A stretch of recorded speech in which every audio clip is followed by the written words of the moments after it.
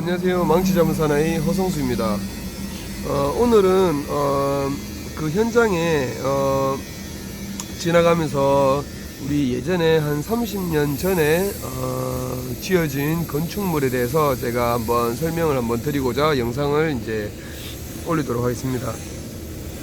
지금 여기 그 화면에 보이시는 이 구조는 시멘트 그 블록 구조입니다. 시멘트 블록 구조인데 한 30년 전에는 대부분 시멘트 블록 구조를 많이 썼었어요. 30년 뭐 더 전이 됐을 수 있고요.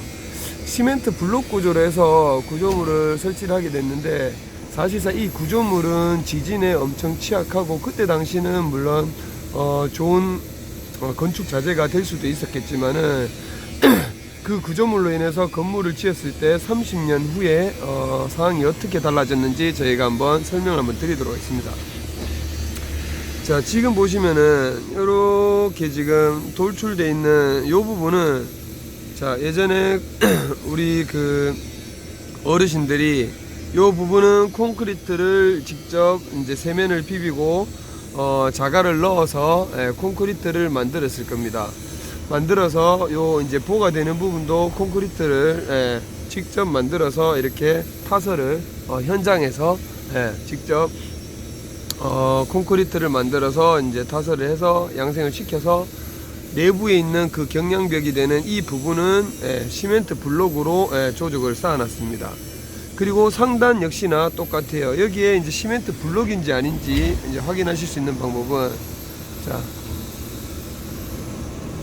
여기 보이시나요? 상단 부분에 여기 단면이 지금 시멘트 블록이 노출되어 있죠. 이때 당시도 이 부분도 이제 환기구를 그 생각을 하고 저렇게 숨구멍을 만들어 놨습니다. 그때 당시에도 저런 생각을 하고 있었다는 거는 그만큼 건축에 대한 그 원리와 건축에 대한 그 어느 정도 정보와 지식을 알고 있었다는 얘기죠.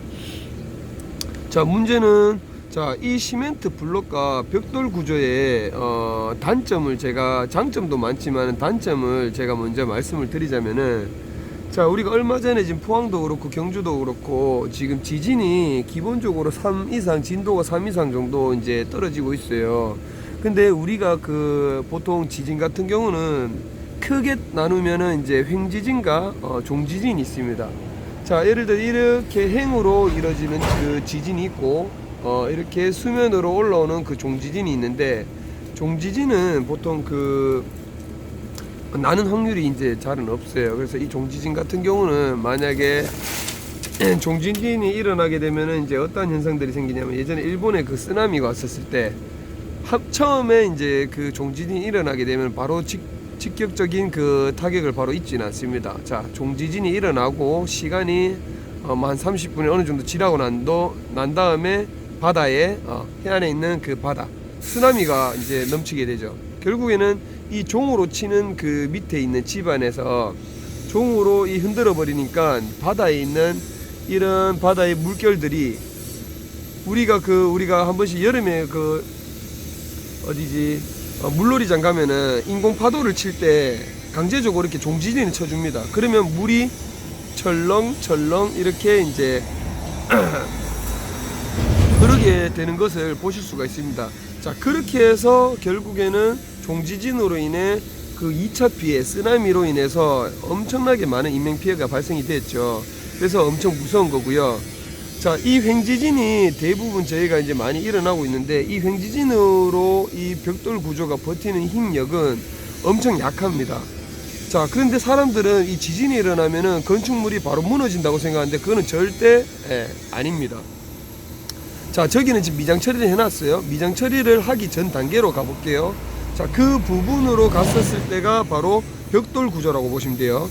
자, 이해하기 쉽게끔 제가 설명드리면, 자, 벽돌의 단면 부분을 보시면은 매지 줄눈을 넣습니다. 자, 그러면은 이 지진이 한번 일어났어요. 그러면 이 벽돌에 있는 매지 줄눈 부분이 결국에는 다 크랙이 가게 되어 있습니다. 분산 크랙이 가기 때문에 한번 균열이 가게 되면은 그 매지 있는 부분으로 다 크랙이 가게 되어 있어요. 지금 저기도 보시면은 세월이 흘러서 가는 것도 있지만은 자세히 보시면은 여기에 지금 떨어져 있는 이 라인은 블럭에 저 이음새 줄눈 라인이라고 보시면 돼요. 자, 이렇게 떨어지는 부분들 다 줄눈 라인입니다. 거기는 저희가 이제 철거를 하면서 나중에 한 번 더 확인시켜 드릴 수는 있지만, 그런 부분들이 미세하게 갈라진 부분들은 이미 한번 피해를 입혀 있는 상태에서 결국에는 구조적인 역할은 지금 거진 100이라고 가정했었을 때는 지금 30% 40%밖에 지금 힘을 받지 않고 있어요.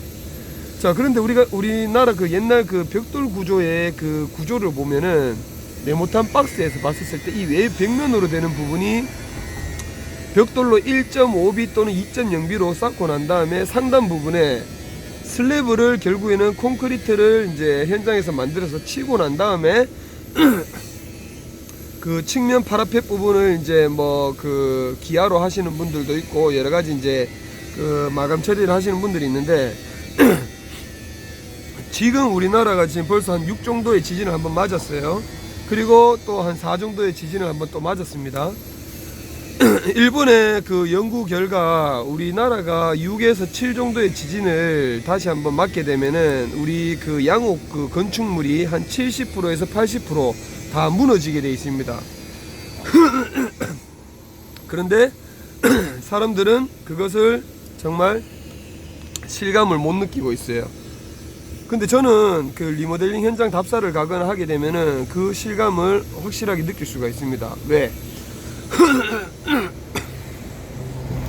저희가 리모델링을 답사를 하게 되면은 보통 그 적벽돌 그 구조물이 많습니다. 조적 구조가 많은데 조적 구조 우리가 4층이나 3층에 올라가면은 자, 주요 구조물이 되는 외 벽면, 내력벽이 되는 외 벽면에 있는 그 구조체 자체들이 내부에서 봤었을 때 크랙이 많게는 한 2cm 정도의 그 이격이 손가락이 들어갈 정도로 이격이 되어 있는 상태에서 아주 아슬아슬하게 슬라브, 상판이 있는 슬라브 판 자체가 이렇게 얹혀 있는 상황이에요. 그러면 외 벽면에서 벽돌이 한 번 더 타격을 입게 되면은 상단에 그 슬라브가 되는 그 부분은 그냥 한순간에 샌드위치가 돼버리는 거예요. 그러면서 층층이 결국에는 2차 3차 피해가 일어나게 되고 그 벽돌이 무너지면서 우리 밀집 상업 공간 같은 경우는 사실상 그 이제 보시면은 한 60cm 정도 이격거리밖에 없어요. 엄청 촘촘하게 이제 지어져 있습니다. 그러면 거기가 무너지면은 도미노 현상이 생긴다는 거죠. 그러면 벽체가 넘어가면서 결국에는 싹 다 철거가 그냥 강제 철거가 되어 버리는 거예요, 그냥.